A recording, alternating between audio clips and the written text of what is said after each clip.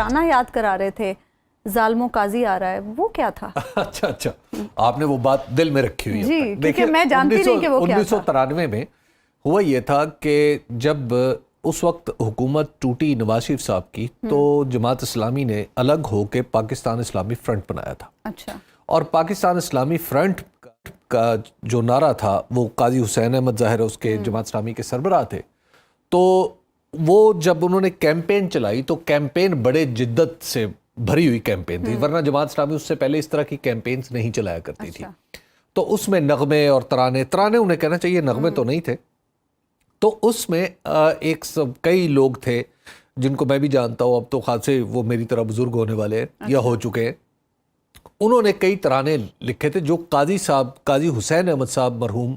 کی نام کے رعایت سے قاضی پر مبنی تھے۔ تو اس میں کچھ نعرے لگائے تھے، ظالموں قاضی آ رہا ہے، اس طرح ایک نعرہ لگتا تھا جو نوجوان اس وقت جماعت اسلامی کے جمعیت کے لگاتے تھے کہ ہم بیٹے کس کے قاضی کے، کیونکہ قاضی صاحب کی ایک فادر فگر تھی۔ اور پھر تو اس حوالے سے پھر قاضی صاحب کی نام کی رعایت سے بہت سے ترانے بنے تھے۔ تو جب قاضی صاحب چونکہ سینیٹر تھے لیکن الیکشن ہار گئے، ظاہر جماعت اسلامی پی آئی ایف جو پاکستان اسلامک فرنٹ تھا وہ الیکشن ہار گئے، تو جب وہ سینٹ میں داخل ہوئے اس وقت، یعنی الیکشن ہارنے کے بعد جب وہ سینٹ میں داخل ہوئے تو لوگوں نے وہاں پر ڈیسک بجا کے نعرے لگائے کہ ظالموں قاضی آ رہا ہے۔ تو یہ ترانہ آپ کو آج کیوں یاد آیا؟ تو مجھے آج صرف وہ ترانہ اس لیے یاد آیا کہ آج جسٹس قاضی فائز عیسیٰ جیسے بیٹھے ہوئے تھے، تو میرے لیے بالکل ایک انہونا سا منظر تھا، ایسا منظر جو اپنی آنکھوں سے آپ دیکھ لیتے ہیں تو اس پہ آپ کو یقین نہیں آتا۔ اس کی وجہ یہ ہے کہ جناب جسٹس قاضی فائز عیسیٰ صاحب کے حوالے سے 11 فروری 2021 کا ایک 5 رکنی بینچ کا فیصلہ ہے جو اس وقت کے چیف جسٹس گلزار احمد صاحب نے تحریر کیا تھا، اور وہ کیس تھا اس بات کا کہ وزیر اعظم تھے عمران خان صاحب، تو عمران خان صاحب نے کچھ اب لوگوں کو پیسے دیے تھے الیکشن، یہ جو اپنے ممبرز کو فنڈز وغیرہ جاری کرتے ہیں، تو اس کا کیس تھا۔ وہ کیس وہاں پہ چلا گیا تو جسٹس گلزار احمد صاحب چیف جسٹس تھے، جسٹس قاضی فائز عیسیٰ بھی اس بینچ پہ تھے، جسٹس عمر عطا بندیال صاحب بھی تھے۔ تو وہاں پر جب کنکلوژن کے قریب ہو رہا تھا، سب کچھ فیصلہ ہونے کے قریب تھا، تو جسٹس قاضی فائز عیسیٰ نے کچھ پرنٹڈ پیپر نکالے، جیسے نکالے ہوتے ہیں پرنٹر سے چھپے ہوئے پیپر، انہوں نے پہلے ججز کو بھی دیے اور ساتھ ہی اٹارنی جنرل کو دیے کہ آپ یہ لیں اور اس کو ریکارڈ کا حصہ بنا دیں۔ اچھا، کیا تھا ان پیپرز میں؟ مجھے نہیں پتا، یہ ان یوزل بات تھی، کیونکہ جب آپ بینچ پہ بیٹھے ہوں، جج تو کمپلیننٹ نہیں ہو سکتا نا، جج تو شکایت کنندہ نہیں ہو سکتا، نہ جج گواہ ہو سکتا ہے۔ تو ایک نمبر 1 یہ ہے کہ اگر وہ پیپرز درست تھے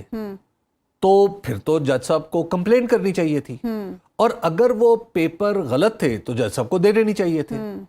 اچھا، اب ہوا یہ،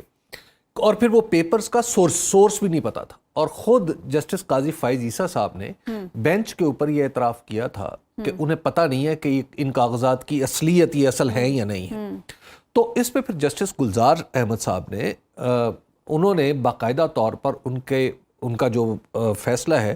اس کا غالباً پیرا 6 ہے، تو اس میں انہوں نے جسٹس قاضی فائز عیسیٰ صاحب کے حوالے سے اظہار خیال کیا ہے، اور اس بینچ کا حصہ تھے جسٹس قاضی فائز عیسیٰ، اور انہیں کہا تھا کہ آپ وزیر اعظم کے خلاف کوئی کیس نہیں سنیں گے، اور وہ کیس کیا تھا؟ وہ عمران خان صاحب تھے۔ وہ وزیر اعظم کون تھے؟ عمران خان۔ اس کی وجہ یہ تھی کہ ایک پٹیشن لے کے خود اس فیصلے میں ذکر ہے کہ کچھ درخواستیں خود جسٹس قاضی فائز عیسیٰ صاحب کی عمران خان صاحب کے خلاف موجود تھی، تو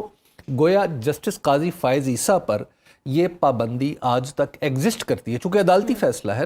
اب کہ وہ پاکستان تحریک انصاف، یا چلیے پاکستان تحریک انصاف کا کیس سن لیں، لیکن عمران خان صاحب سے متعلق وہ کیس نہیں سنیں گے، وہ لکھا ہوا ہے اس میں۔ اچھا حبیب صاحب، کچھ لوگ آج بھی یہ بات کر رہے ہیں، آپ کی اس بات سے ریلیٹ اگر میں کروں، کچھ لوگ آج بھی یہ کہہ رہے ہیں کہ اس کنونشن میں قاضی فائز عیسیٰ صاحب کی موجودگی کے بعد شاید ان پر ایسی کوئی ریسٹرکشن ہو سکتی ہے کہ وہ ان 13 جماعتوں میں سے بھی کسی کا کیس نہ سنیں اور تحریک انصاف کا بھی کیس نہ سنیں۔ دیکھیے جہاں تک تحریک انصاف کا معاملہ ہے تو وہ لکھی ہوئی بات ہے، وہ عدالتی ریکارڈ کا حصہ ہے، آج بھی وہ فیصلہ پڑا ہوا ہے، میں نے آپ کو تاریخ بھی بتا دی، جج کا نام بھی بتا دیا، سپریم کورٹ کی ویب سائٹ پہ جائیں تو اور فیصلہ نکال لیں. اچھا اس کے بعد آ جائیں کہ آپ نے جو 13 یہ جو جماعت پی ڈی ایم، میرا خیال یہ ہے کہ ایک تو اصولی طور پہ ہی جج صاحب کو خود فیصلہ کرنا ہوتا ہے کسی بھی جج کو کہ کہیں ایسا تو نہیں ہے کہ کسی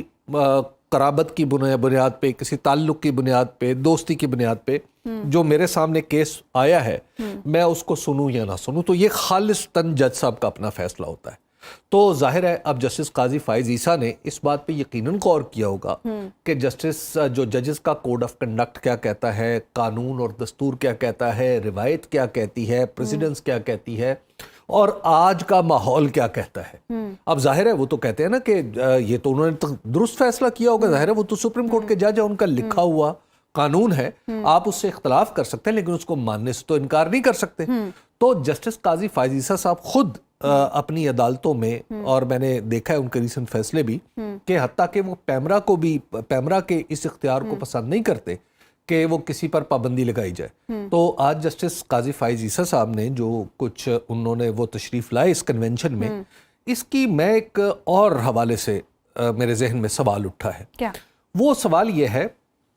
کہ ایک تو مقدمات والا، اب ظاہر ہے اس کا فیصلہ میں عرض کر چکا ہوں کہ جج صاحب خود ہی کریں گے جب ان کے سامنے مقدمہ پیش ہوگا. لیکن آج انہوں نے یہ کہا، آج انہوں نے اپنے خطاب میں یہ کہا کہ ان میں سے کچھ لوگوں کے مقدمات کل کو جب میرے سامنے آئیں گے اور میں ان پر ان کے خلاف فیصلہ دوں گا تو یہ میرے خلاف بھی بولیں گے. جسٹس قاضی فائز عیسیٰ جتنے بلند و برتر ہیں، میں ایکسپیکٹ کرتا ہوں کہ آئندہ اس طرح کا کوئی مقدمہ وہ خود ہی نہیں سنیں گے. اچھا، جو کچھ گفتگو ہو رہی ہے میں یہ توقع کرتا ہوں کہ وہ یہ سنیں گے نہیں. اچھا اس کے بعد بہرحال توقع ہی ہے میری،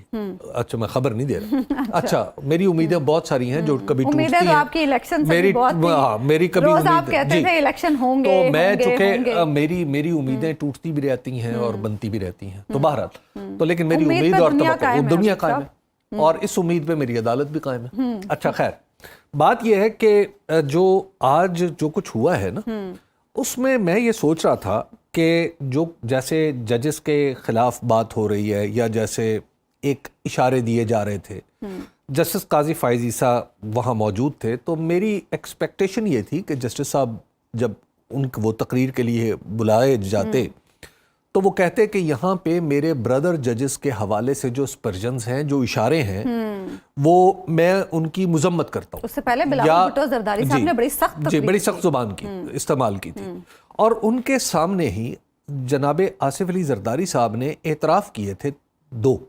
اچھا، انہوں نے اعتراف یہ کیا کہ ایک مخصوص مقدمے میں ملتان سے تعلق رکھنے والے چیف جسٹس صاحب کو انہوں نے سیکرٹری خارجہ کے ذریعے پیغام بھجوایا کہ گوادر پورٹ کا سٹے خارج کیا جائے. اچھا، اب ایک تو یہ بات بڑی عجیب و غریب یہ اعتراف ہے. دوسرا انہوں نے کہا کہ میں نے کس طرح فل بینچ بنوایا، یہ ایک لمبی کہانی. اب جہاں تک میری معلومات ہے، آصف علی زرداری صاحب کبھی کوئی جج بھی نہیں رہے، چیف جسٹس بھی نہیں رہے کہ وہ بینچ بنا سکیں. جسٹس ہوتے تو بینچ بنانے کا مشورہ دے سکتے تھے، چیف جسٹس نہیں تھے اس لیے بینچ بنا نہیں سکتے تھے. تو انہوں نے کس طرح ایک بینچ بنوایا، یہ سوال ذرا قابل غور ہے. اور تیسرا ان کی گفتگو کا ایک نقطہ تھا کہ جب وہ کیس ریمانڈ ہوا، کوئی جو کیس تھا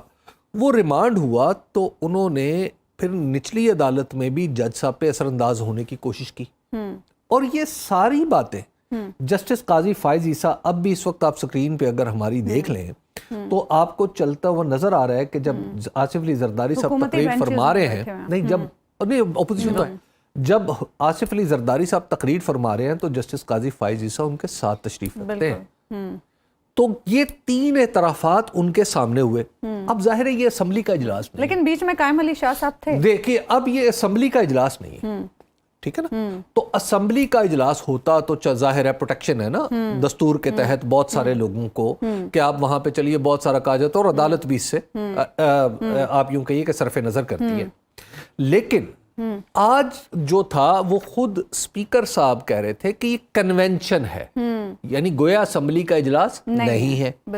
تو کنونشن میں کہی ہوئی باتیں جو ہیں وہ تو قابل گرفت ہوتی ہیں.